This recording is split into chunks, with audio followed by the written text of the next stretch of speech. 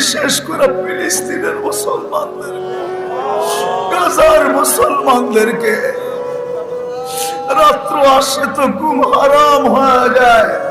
আয় আল্লাহ, গুনাহ করছি বটে, তোমাকে বলছি বটে, তোমার হাবিবকে বলছি বটে, তোমার ভালোবাসা দিলের থেকে বাহির করছি বটে, কিন্তু উম্মত তো, বন্দা তো তোমার, উম্মত তো তোমার হাবিবের।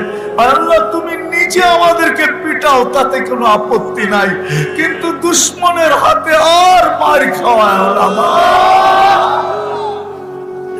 লা তুশমিত বিহাল আদা, লা তুশমিত বিহাল আদা, লা তুশমিত বিহাল আদা।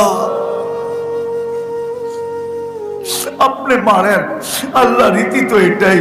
ছেলেও তো বাপকে বলে, গড়ে পিটাই দা, তাতে কোনো আপত্তি ছিল না, বাজারে সবার সামনে গালি দিলা কেন? আমাদেরকে আর বিজাতির হাতে মার খাওয়ায় না।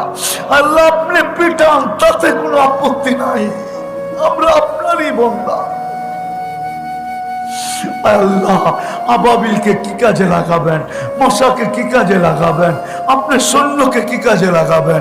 আল্লাহ, আমরা সাহাবা দেখি নাই, নবী দেখি নাই, সাহাবা দেখি নাই, তাবেই দেখি নাই, তাবেই দেখি নাই, আইম্মায়ে মুজতাহিদিন দেখি নাই, কোন সোনালী যুগই তো আমরা দেখি নাই।